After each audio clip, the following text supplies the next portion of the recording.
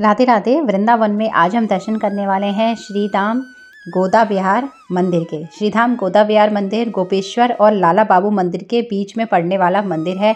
बहुत ही बड़ा और बहुत सुंदर ये स्थान है। बच्चों को तो बहुत ज़्यादा आकर्षित करता है। अंदर प्रवेश करते ही सबसे पहले जो हमारा भाग्य बनाती हैं यानी विधाता देवी यानी भाग्य की देवी, यहाँ पे देखिए बच्चे का जन्म हुआ है और वो भाग्य लिख रही हैं।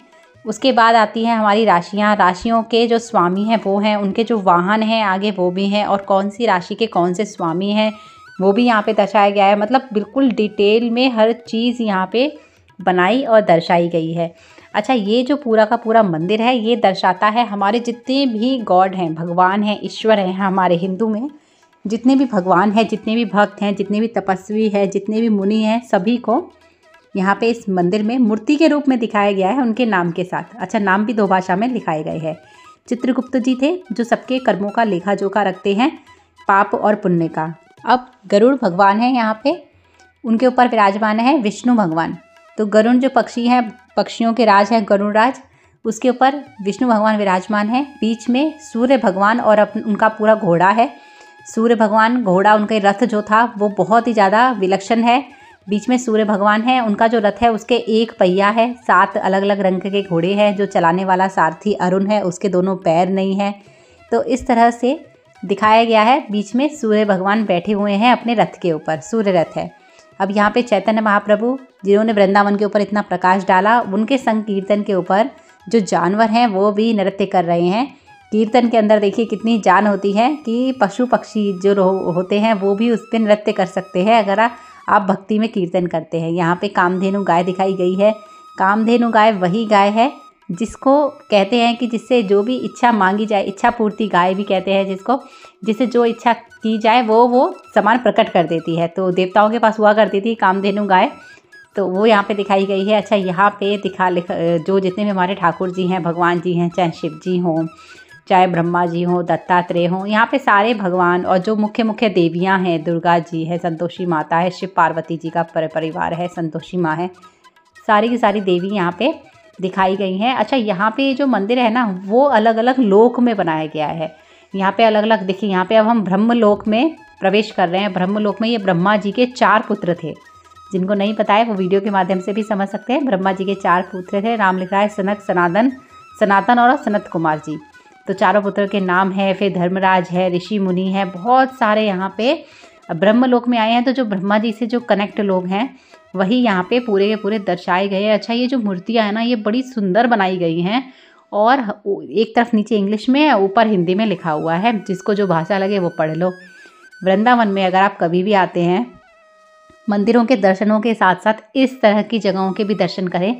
देखिए, बच्चों के साथ साथ बड़ों को भी इससे बहुत ज़्यादा अपने धर्म के बारे में, हमारे यहाँ कौन कौन से ऋषि, जो प्रसिद्ध ऋषि हैं, प्रसिद्ध भक्त है, कौन कौन से भगवान कैसे दिखते हैं, यहाँ पे उनको मूल रूप में दिखाया गया है। देखिए सामने ही है ये गौकर्ण, ये इनकी भी कथा बड़ी ही सुंदर है। किसी दिन आपको अपने वीडियो के माध्यम से इनकी भी कथा बताऊँगी। तो बड़ा ही सुंदर ये मंदिर है पूरा का पूरा।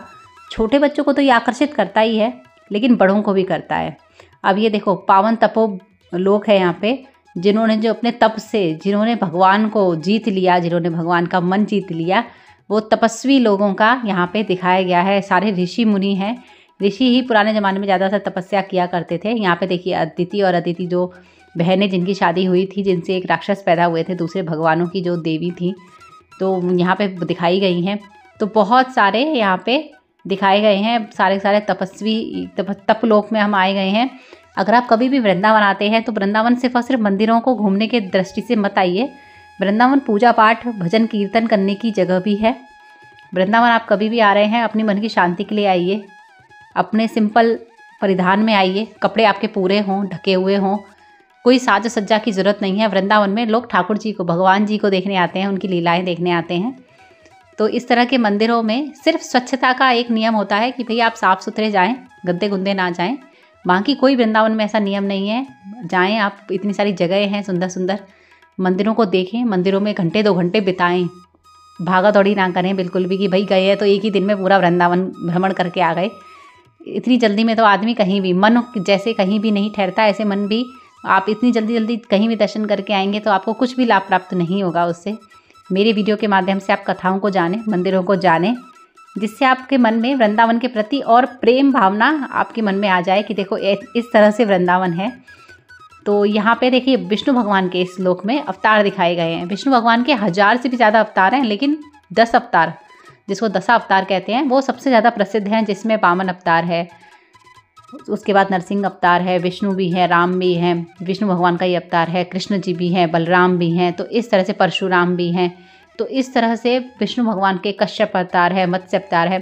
तो भगवान के 10 अवतार जो सबसे ज़्यादा मुख्य हैं सारे अवतारों में, हजारों अवतार भगवान ने लिए हैं, लेकिन उसमें से 10 अवतार सबसे ज़्यादा मुख्य हैं। तो वो यहाँ पे दर्शाए गए हैं, दिखाए गए हैं। यहाँ पे अलग अलग करके लोक बनाए गए हैं, जिनके अंदर लिखा हुआ है कि आप वीडियोग्राफी तो कर सकते हो, लेकिन भगवान के साथ आपको फ़ोटो नहीं लेनी है। अच्छा, ये तो भित्ति जो चित्र है ना, ये तो बड़ा ही सुंदर है। इसमें राजा बलि के मस्तक पर भगवान विष्णु अपनी पूरी की पूरी उसमें आ गए हैं, रूप में आ गए हैं, और उनको सर पे उनके पैर हल्का सा छुआया हुआ है, जैसे कथा है। सतयुग में एक कथा हुई थी राजा बलि की, तो इस हिसाब से यहाँ पे पूरा भित्ति चित्र बहुत बड़ा, तकरीबन 15 फीट से भी बड़ा, ये दीवार पे इतना बड़ा चित्र उकेरा हुआ है, जिसे देखते ही इतना सुंदर लगता है मन को। तो यहाँ पे विष्णु भगवान को ही ये पूरा का पूरा मंदिर समर्पित है। विष्णु भगवान तो इसके मुख्य केंद्र में है, पर बाकी और सब भगवानों को भी यहाँ पे दिखाया गया है। यहाँ तक कि स्वर्ग की उर्वशी, मेनका, रंभा, वो भी यहाँ पे दिखाई गई हैं। अब देखिए भागवत लोक में यहाँ पे जितने भी जो भक्त हुए हैं वो यहाँ पे देखिए, प्रहलाद जी का नाम तो सतयुग में ही हुए थे, हिरण्यकश्यप के जो बेटे थे प्रहलाद जी, तो भक्त प्रहलाद के नाम से सबसे पहले प्रहलाद जी को ही दिखाया गया है। और भी बहुत सारे ऐसे भक्त हुए थे। भक्तों की तो एक अपनी अलग ही पूरी की पूरी कतार है, ऋषि मुनि भी आते हैं उसमें बहुत सारे। तो यहाँ पे बहुत सारे भक्तों को भी दिखाया गया है। और ये मंदिर पुराने से लेके अत्याधुनिक तक इस मंदिर को बनाया गया है कि भाई किस तरह से पुराने ज़माने से लेके आगे तक भी जो जितने भी लोग हुए हैं प्रसिद्ध, उन सबको दिखाया गया है। हाथी और मगरमच्छ की लड़ाई यहाँ पे दिखाई गई है। इसका तो एक दोहा भी है कि गजग्राह लड़े जल भीतर, गज लड़त लड़त गजहारा, तिल भर सूण रही जब ऊपर, तब हरि नाम पुकारा। कि जो हाथी था, गज जो था, वो भगवान हरि का बड़ा भक्त था, पानी पीने गया नदी पर, और मगरमच्छ ने उसको पकड़ लिया, उसको पैर, और उसको पानी में खींच लिया। तिल के बराबर सूण जब उसके ऊपर रह गई थी, उसने भगवान हरि को पुकारा, और हरि भगवान अपने भक्त की आवाज़ से तुरंत आए और मगरमच्छ का वध किया अपने चक्र से। वो पूरी लीला यहाँ पे दिखाई गई है। तो ये मंदिर हमारे घर में कभी भी कोई भी आता था तो इस मंदिर को दिखाने के लिए हम लोग जरूर जाते थे। हमें ऐसा लगता था हम एक मंदिर दिखा देंगे तो हमारे वृंदावन की बात साकार हो जाएगी कि भाई क्या है वृंदावन में, देखो इतना सब कुछ है वृंदावन में। ये मंदिर इतना सुंदर बनाया है, जिसने भी ऐसी कल्पना की थी भाई एक ही जगह सारे भगवान हो, सारे भक्त हों, सारे ऋषि मुनि हो, उसने सब कुछ यहाँ पे। दक्षिण भारत में भी बहुत सारे भगवान हैं जो पूजे जाते हैं, जो यहाँ पे दर्शाए गए हैं। हर युग की कथा यहाँ पे दिखाई गई है, चाहे सतयुग हो, द्वापर हो, त्रेता हो, और लास्ट में कलयुग भी हो। और भी बहुत सारे जो मुख्य मुख्य देवी देवता हैं वो यहाँ पे दिखाए और दर्शाए गए हैं। ये मंदिर अगर आप घूमने कभी भी आते हैं तो वृंदावन में सबसे उत्तम जो समय होता है वृंदावन को भ्रमण करने का, वो है सितंबर से लेके अप्रैल तक का महीना। और अप्रैल में भी लास्ट में गर्मी जब आ जाए उससे पहले ही आप वृंदावन का भ्रमण कर लें। सितंबर महीने के अंतिम समय से, अंत का जो महीना रहता है तब से लेके और अप्रैल के शुरुआती जो हफ्ते होते हैं वहाँ तक अगर आप उस समय भी दौरान वृंदावन आएंगे तो आप पाएंगे कि वृंदावन बड़ी ही सुंदर और घूमने की जगह है। उसके मध्य में बहुत ज़्यादा गर्मी रहती है, इलाके बहुत गर्म रहते हैं, मंदिर बहुत बड़े हैं। देखिए जिस तरह से मैंने बताया कि इस मंदिर के अंदर जो नए जो हैं, जैसे जो जैन मुनि हैं, जो महावीर जी हैं, गौतम बुद्ध हैं, उनको भी भगवान विष्णु का ही अवतार माना जाता है, गुरु शंकराचार्य हैं। तो इस तरह से जो अब नए जो हैं उनको भी दिखाया गया है। मंदिर में सबको समेटा गया है, सबकी प्रतिमाएं लगाई गई हैं और मंदिर बड़ा ही साफ सुंदर है। इसका दोबारा से पुनर्निर्माण वगैरह भी किया गया है। पहले बीच में तो थोड़ा बहुत मंदिर खराब हो गया था, लेकिन समय समय पर इसकी देखरेख किया था। बहुत बड़े इलाके में और सुंदर इलाके में ये मंदिर है। इस मंदिर में घूमते घूमते आपको एक घंटा आराम से लग जाएगा, अगर आप कंटिन्यूस चलते भी रहेंगे तब भी।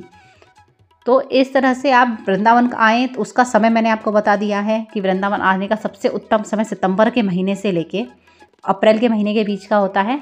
उस दौरान आप मंदिरों को भ्रमण करें। एक बार में पूरा वृंदावन घूमने की ना सोचें, बार बार वृंदावन आएँ। यहाँ पे श्री कैला मैया जो हैं, राजस्थान में एक देवी हैं बहुत सुप्रसिद्ध, तो कैला माता जिनको कहते हैं, वो भी यहाँ पे दिखाई गई हैं। दादी रानी सती हैं आगे, वो भी यहाँ पे दिखाई गई हैं। देखिए ये भी राजस्थान में हुई थी दादी रानी सती, तो ये यहाँ पे दिखाई गई हैं। तो बहुत सारी चीज़ें यहाँ पे दिखाई और दर्शाई गई हैं। हर एक दीवार के कोने को, हर एक दीवार को यहाँ पे इस्तेमाल किया गया है। यहाँ खाटू श्याम बाबा का दरबार भी है। उसके बाद भित्ति चित्र तो यहाँ पे इतने सारे हैं, क्योंकि अगर मैं और सब चीज़ों को भी कवर करती तो बहुत बड़ी वीडियो ये हो जाती। वृंदावन आइए, इस तरह के मंदिरों के दर्शन करिए, अपने परिजनों को घुमाइए, अपने जीवन को कृतज्ञ करिए। तो आगे देखिए, भित्ति चित्र की बात मैं कर रही थी। यहाँ पे बकासुर राक्षस का वध करते हुए भगवान दिखाए गए हैं। यहाँ पे इस तरह से भित्ति चित्र यानी मतलब दीवार पे बनाए उकेरे गए इतने सुंदर सुंदर चित्र हैं और बहुत बड़े बड़े हैं। ये मैं बहुत दूर से वीडियो बना रही हूँ। तो इस तरह से वृंदावन बहुत सुंदर सुंदर मंदिरों से भरा है। देखिए यहाँ पे केसी राक्षस था, ये केसी घाट, जिसकी मैंने वीडियो अपलोड की है। आप मेरे चैनल पे जाएं, आप वीडियोस देखिए। अगर आपको ये वीडियो भी पसंद आती है तो इस वीडियो को लाइक करें, मेरे चैनल्स को सब्सक्राइब करें, अपने परिजनों में ज़्यादा से ज़्यादा शेयर करें। उससे आपका ही फ़ायदा होगा, क्योंकि जितने सारे लोग हैं वृंदावन आते हैं, बस ऊपर तौर पे वृंदावन देख के चले जाते हैं। वृंदावन को जाने, गहराई से जाने, कथाओं के माध्यम से जाने, तब आपको हर मंदिर में वही बात दिखाई देगी जो उस मंदिर के अंदर वो बात है, वो भावना आपके अंदर जगेगी और आप मानसिक तनाव से भी बहुत हद तक दूर हो पाएंगे। शारीरिक कष्ट भी आपके दूर हो जाएंगे। अपना कीमती समय पूरी दुनियादारी घूमने के लिए तो आप निकालते ही हैं, लेकिन मंदिरों की जगहों पे आप अवश्य जाएं। देखिए सूर्य देव का रथ ये स्थान है, यहाँ पे सूर्य देव और उनके 7 घोड़ों के साथ बिल्कुल ही बड़ा ही सुंदर, बहुत बड़े एरिया में ये है।